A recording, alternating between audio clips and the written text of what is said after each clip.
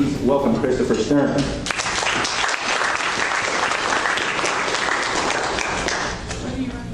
Thank you, everybody. How's everybody doing today? Good. Good. I would just like to say that this is actually kind of nice, because this is the first Republican event I ever attended. Was one at Virginia Beach. Actually, I think I can probably do away with this because I talk very, very loudly. No. Okay, I will keep it.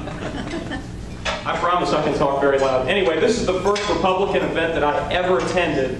And so an event actually occurred here a long time ago, and I think, I can't remember, I think Jeff Frederick came down. I don't know how you guys feel about him. I don't really know too much about him, but in any case, I came down. This was the first Republican event I ever attended, and kind of got me interested in getting involved in the party, so it's nice to be back.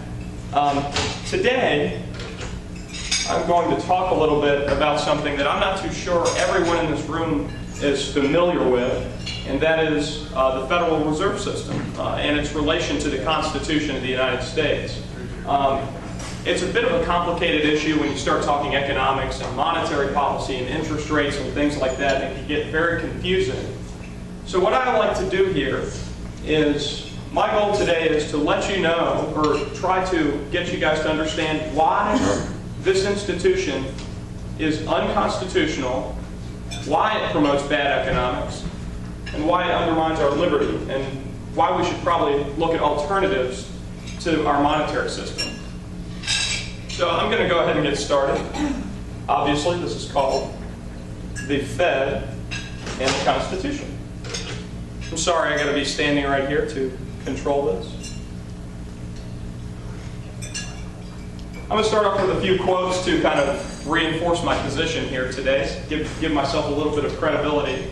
The central bank is an institution of the most deadly hostility existing against the principles and form of our Constitution. And that was Thomas Jefferson. Next quote comes from a very influential gentleman from the 20th century. All those who wish to stop the drift toward increasing government control should concentrate their efforts on monetary policy. And this was Nobel laureate Friedrich Hayek. And the final quote: the Federal Reserve should be abolished because it is immoral, unconstitutional, impractical, promotes bad economics, and most importantly, undermines liberty. And this is Congressman Ron Paul's. So, now that I've gotten that out of the way, I'd like to move along to the meat and potatoes of this and talk about what the Fed actually is, what it does, and within, what it's supposed to do, and what it does and does not actually do. So here's a little fact sheet about the Federal Reserve. Serves as the central bank of the United States, controls the supply of money through the control of interest rates, regulates the activities of financial institutions, provides various financial services for banks, the United States government, foreign governments, other central banks, and international financial organizations. It is under law mandated by Congress to maintain economic stability, low unemployment, and low inflation. I'll let you guys ingest that one a little bit. And it's based on something called Fiat Money. Does anybody here know what Fiat Money is? Okay, that's good. That's good. It was actually created 98 years ago in 1913. Back in the early 20th century, we had a lot of banking panics and things of that nature here in the United States. And the market, obviously, is not the perfect place. It's a volatile place where goods and services are exchanged and valued in our society, and nothing's perfect. We were on a gold standard at the time. I'm going to talk a little bit about that later, but ultimately, I just want to say that in the principle of keeping this institution independent from the federal government, even though this institution was created by Congress, it's not subject to audit or any kind of review from Congress. So it's supposed to act independently from the government and solely focus on the economy and not use politics as a motive to do certain things as far as controlling interest rates or any kind of financial regulation is concerned. So I'm going to move on and talk a little bit about fiat money. Fiat money is paper currency made legal tender by action of the government, but not based on or convertible into coin. So that's pretty self-explanatory. That's what we have today. We've had this since August 15, 1971.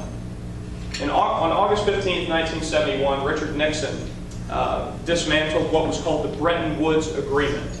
And the Bretton Woods Agreement was what we call a quasi-gold standard.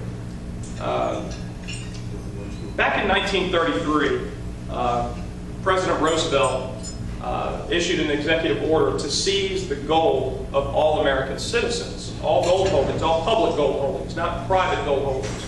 Public gold holdings were gold coins minted by the United States government for use in commercial transactions as legal tender. That was done because of a lot of the New Deal era spending, a lot of the inflation. Some of our creditors around the world didn't have confidence in our currency, so President Roosevelt confiscated all of the public gold from American citizens and stored it in places like Fort Knox and the New York Federal Reserve to give confidence to our creditors.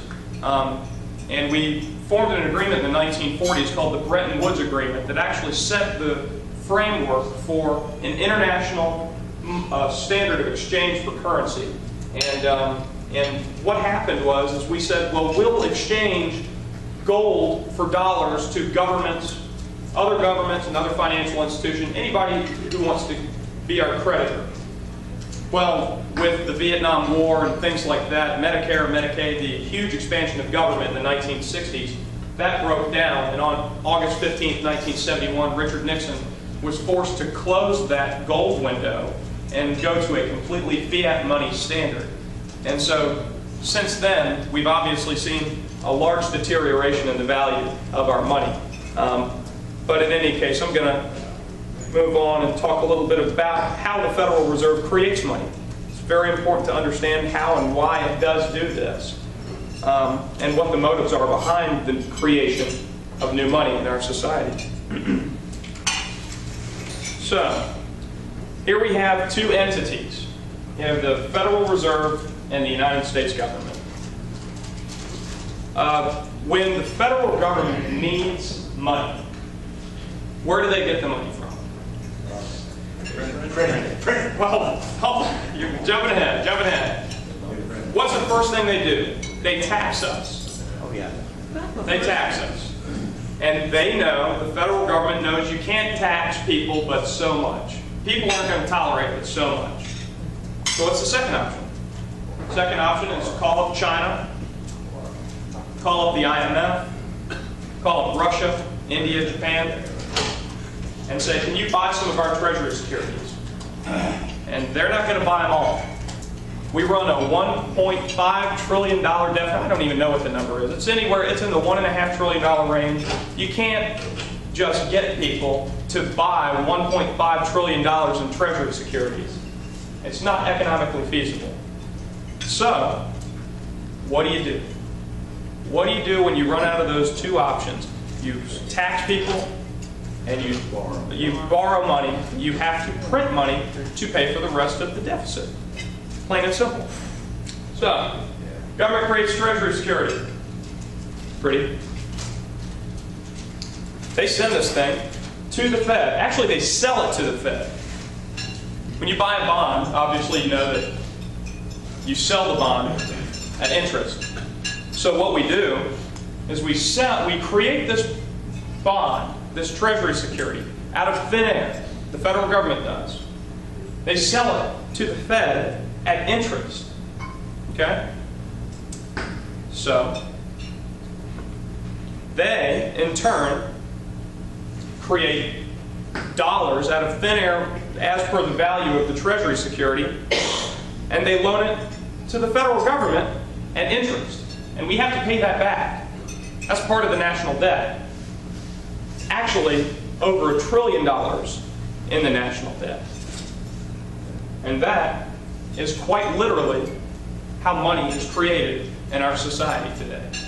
And the federal government isn't necessarily, how should I say this?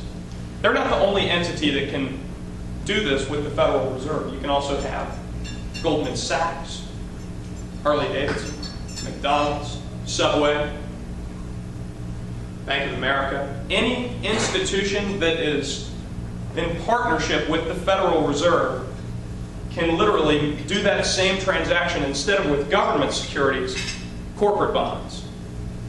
So this is basically how money is created in our society. And so it's a little, does everybody follow that? I hope that was simple enough. Did everybody understand that? Okay, great. Because that is a little bit confusing and mind-boggling. But that boils it down to this. Our money has no real productive value today in our society, which is a shame. Since 1971, since we have embraced this idea of a fiat dollar standard, where it's all paper, it's not redeemable in any kind of commodity, it is as good as the paper it's printed on. That means the way it's created, like I just said, means that money is actually a form of debt. Every single Federal Reserve note that you hold in your bank account or your wallet, or something you use to purchase stocks or anything like that, all capital in our economy today, all our capital in our commercial economy today is actually a form of debt. And I think this is very important to know because it shows that each unit of currency represents some form of government debt. Every single dollar that you have represents some form of government debt. And I think there's this guy who's in prison right now named Bernie Madoff. Oh, he did the same thing. Same kind of thing. Didn't work out too well for him. But the thing is, a Ponzi scheme like this isn't sustainable. I mean, it's nice to, think that we can do this, and the only reason we can do this is because we had a strong currency several years ago. We used to have an extremely productive manufacturing base in our economy, but now we don't, and now we're suffering the consequences of all this inflation. So, I want to move on a little bit and talk about what specifically makes the Federal Reserve unconstitutional. And it's very, very easy to understand. So, this is Article 1, Section 8 of the Constitution. It says, the Congress shall have the power to coin money, regulate the value thereof and of foreign coin, and fix the standard of weights and measures. That's pretty clear. If you truly believe in strict constitutional government,